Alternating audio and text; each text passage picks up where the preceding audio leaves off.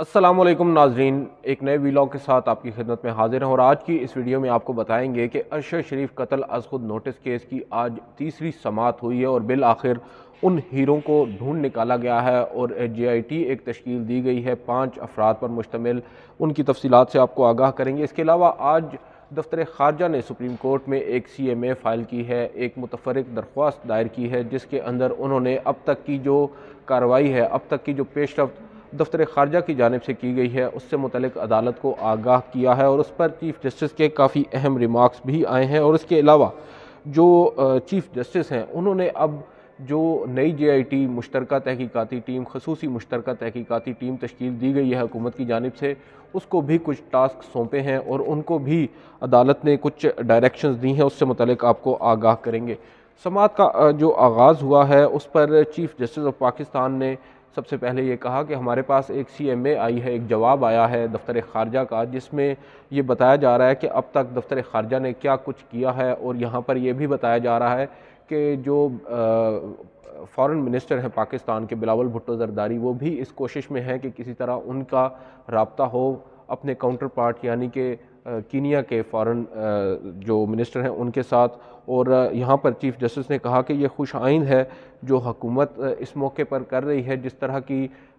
जो कार्रवाई अब हुकूमत अमल में ला रही है इस पर हम उनकी तारीफ़ करते हैं। उसके बाद जो एडिशनल अटॉर्नी जनरल हैं, चीफ़ जस्टिस ने उनसे इस्तफसार किया कि जो फ़ॉरेन ऑफिस है उसका जवाब तो आ गया है, क्या आप हमें अब इंटीरियर मिनिस्ट्री का जवाब पढ़कर सुनाएंगे। जिस पर उन्होंने कहा कि इंटीरियर मिनिस्ट्री का जवाब भी जब आएगा तो आपको सुना देंगे। बहरहाल अभी जो JIT तश्कील दी है उसकी तफसीलात से आपको आगाह कर देते हैं। जो JIT तश्कील दी गई है ये 5 अफराद पर मुश्तमिल है, जिसमें पुलिस के अलावा जो IB हैं, IB के अफसर उनको शामिल किया गया है, MI के अफसर को शामिल किया गया है, ISI के अफसर को शामिल किया गया है और जो आप कह सकते हैं MI, ISI, FIA, IB और इसके अलावा जो DIG इस्लामाबाद पुलिस के हेडकोार्टर्स के हैं उनको इस JIT में शामिल किया गया है। 5 रुकनी ये कमेटी है, टीम है, जिसमें मज़ीद भी कुछ लोगों का इजाफा हो सकता है। और इसके बाद ये भी बताया गया है अदालत को कि इसके अलावा एक सपोर्ट टीम भी होगी जो इसकी मुआवनत करेगी। उसमें जो SHO हैं थाना रमना के, जिनके पास FIR कटी है अरशद शरीफ के कत्ल की, वो इनकी मुआवनत करेंगे और जो SSP इन्वेस्टिगेशंस हैं इस्लामाबाद के, वो भी इस JIT की वक्तन फ़वक्तन मुआवनत करेंगे। यहाँ पर अब जो फ़ॉरेन ऑफिस है उसने अदालत को ये यकीन दिलाया है और तसल्ली दी है कि फ़ॉरेन ऑफिस पूरी जो कोऑपरेशन है इस टीम के साथ करेगा और तमाम तर जो हमारे लेवल पे, गवर्नमेंट लेवल पे रवाबित हैं वो भी कोशिश करने की कोशिश की जा रही है। MLA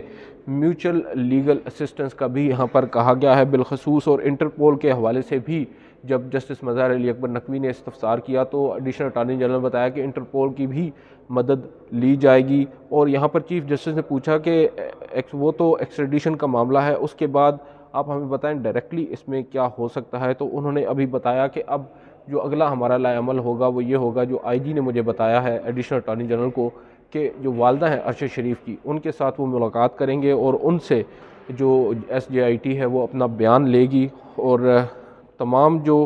इन्वेस्टिगेशंस हैं उससे मुतल्लिक उनको आगाह भी रखा जाएगा। दूसरी जानिब उन्होंने बताया कि कीनिया का एक इदारा है डायरेक्टोरेट ऑफ क्रिमिनल इन्वेस्टिगेशन, जो सबसे अहम है और इस पूरे मुकदमे के अंदर अगर हमें कोई मदद कर सकता है तो वो इदारा है। कोशिश कर रहे हैं उस इदारे के साथ भी डायरेक्टली रब्ता करने की। चीफ़ जस्टिस ने कहा कि हम चाहते हैं सिर्फ इतनी सी बात है कि ऑनेस्ट, ट्रांसपेरेंट और इम्पार्शल इन्वेस्टिगेशन होनी चाहिए, साफ़, शफाफ, दयानतदार और गैर जानिबदाराना किस्म की तहकीकात होनी चाहिए इस मामले की। और यहाँ पर उन्होंने ये भी कहा है कि जो JIT तश्कील दी गई है, अगर उनको किसी भी तरह के कोई हर्डल्स, कोई ऑब्स्टिकल्स, कोई रुकावट दरपेश आती है तो वो सुप्रीम कोर्ट को बता सकते हैं, अदालत से रुजू कर सकते हैं। और यहाँ पर उन्होंने ये भी कहा है कि अगर उन्होंने कीनिया जाना है और उसमें हुकूमत उनकी मदद नहीं कर रही तो वो फिर सुप्रीम कोर्ट को बता सकते हैं और सुप्रीम कोर्ट फिर उसमें अपना जो किरदार है वो अदा करेगी, डायरेक्शंस देगी। यहाँ पर जस्टिस मज़हर अली अकबर नकवी ने पूछा कि क्या उन तीनों मुल्ज़िमान को आपने बुलाया है, क्या उनसे आपने बात की है। उनका इशारा JIT की जानिब था, जो JIT तश्कील दी गई है, क्या उनसे JIT ने कोई सवाल जवाब किया है। जिस पर एडिशनल अटॉर्नी जनरल ने बताया कि जो इससे कबल एक फैक्ट फाइंडिंग टीम बनाई गई थी जिसने गुज़िश्ता रोज़ अपनी रिपोर्ट सुप्रीम कोर्ट में जमा करवाई है, उसने तो इन तीनों लोगों के इंटरव्यूज़ किए हैं, उनसे बात भी की है। बहरहाल JIT ने अब काम करना आज से शुरू किया है और अब सबसे पहला काम वो भी ये करेंगे, उन तीनों मुल्ज़िमान से रब्ता करेंगे और उनका बयान सबसे पहले लिया जाएगा। अपनी फुलेस्ट उन्होंने ये कहा है कि सपोर्ट होगी गवर्नमेंट की इस JIT को। जहाँ तक टाइम लाइन की बात है, जस्टिस मोहम्मद अली मज़हर की जानिब से एक सवाल उठाया गया है कि जो आप JIT तश्कील दे रहे हैं इसकी मुद्दत क्या होगी, कितने अरसे में इसने रिपोर्ट अपनी जो है वो कंपाइल करना होगी, इसकी आपने तफसीलात इसमें नहीं लिखी। जिस पर एडिशनल अटॉर्नी जनरल ने बताया कि हमारी जितनी भी तहकीकात हैं ये अब मरून मिन्नत हैं कीनिया की सपोर्ट के साथ। अगर कीनिया ने हमें जल्द हमारे साथ मुआवनत की और बेहतरीन जो उन्होंने मुआवनत की तो उसके लिए हमें वक्त कम लगे, लेकिन हम अपनी तरफ से पूरी कोशिश में हैं और किसी भी तरह की जो सुस्ती है वो नहीं बरती जाएगी। कोशिश की जाएगी जितना जल्दी हो सके इस मामले को निपटाया जाए। बहरहाल जो एक मुद्दत है या एक टाइम है वो हम नहीं दे सकते। यहाँ पर जस्टिस इजाज़ुल एहसन ने इस्तफसार किया कि हमें अगर इंटरम रिपोर्ट नेक्स्ट हेयरिंग तक, क्या उसकी पॉसिबिलिटी है अगर हमें आप एक जो अमल दरामद रिपोर्ट है या उसको अबूरी रिपोर्ट कहें, क्या वो रिपोर्ट हमें आइंदा समात तक मुयस्सर हो सकती है। जिस पर एडिशनल अटॉर्नी जनरल ने बताया कि बिल्कुल हो सकती है, जो भी उस वक्त तक की पेशरफ्त होगी उसकी रिपोर्ट अदालत में पेश कर दी जाएगी। यहाँ पर चीफ जस्टिस ने कहा कि हम उन्होंने इस उम्मीद का इजहार किया कि हमें उम्मीद है कि आइंदा जो समात जो कि अब जनवरी के पहले हफ्ते में होने जा रही है उस वक्त तक JIT किसी न किसी नतीजे पर, अगर नतीजे पर नहीं भी तो कुछ ना कुछ उनके पास होगा ऐसा जो वो अदालत के साथ शेयर करना चाहें। और अब अदालत ने अपने ऑर्डर में ये लिखवा दिया है कि JIT जो है वो अपनी इंटरम रिपोर्ट्स जो हैं वो चैम्बर में वक्तन फ़वक्तन यानी जजेस के पास उनके दफातर में इन चैम्बर वक्तन फ़वक्तन जमा कराते रहेंगे। और उसके साथ साथ आइंदा जो समात होगी इस मुकदमे की उस पर भी जो ओपन पब्लिक की जाएगी वो रिपोर्ट, और उससे अब वाज़ेह होगा कि आगे मामला किस जानिब जा रहा है।